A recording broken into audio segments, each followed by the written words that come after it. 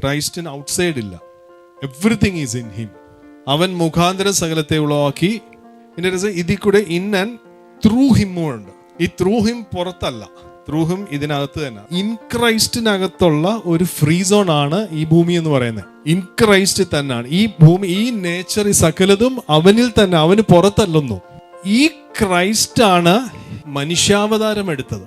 സകലത്തെയും സൃഷ്ടിച്ച, സകലത്തെയും തന്റെ ശക്തിയുള്ള വചനത്താൽ വഹിക്കുന്ന, സകലത്തെ അപ്ഹോൾഡ് ചെയ്യുന്ന ക്രിയേറ്റർ മാത്രമല്ല, ഹീസ് ദ അപ്ഹോൾഡിങ്. അതായത് സൃഷ്ടിച്ച ആളുമായിട്ട് പിന്നെ ഒരു കണക്ഷൻ ഇല്ലാതെ അത് നിലനിൽക്കുകയല്ല. ക്രൈസ്റ്റ് അപ്ഹോൾഡ് ചെയ്യുന്നില്ലെങ്കിൽ അത് നിലനിൽക്കത്തില്ല. That will be vanished. നിങ്ങൾ ഈ കാണുന്ന സകലതും ഇങ്ങനെ ആയിരിക്കുന്നത് ബിക്കോസ് ഹി അപ്ഹോൾഡ്സ് us. നമ്മളെ വഹിക്കുന്ന, അല്ലെ നമ്മളെ നിലനിർത്തിയിരിക്കുന്നത്. ഈ ശ്വാസം ഞാൻ ഇപ്പൊ എടുത്തത് ഹെൽപ്പിലാണ്, അല്ലെ ക്രൈസ്റ്റ് ആണ് എന്നെ ഈ ശ്വാസം എടുക്കാൻ ഹെൽപ്പ് ചെയ്യുന്നത്. സകലതും, ഓൾ ക്രിയേഷൻ ക്രിസ്തുവിലൂടെ സൃഷ്ടിക്കപ്പെട്ടു എന്ന് മാത്രമല്ല, സകലതിനെയും അങ്ങനെ നിലനിർത്തിയിരിക്കുന്നത് ക്രൈസ്റ്റ് തന്നെയാണ്.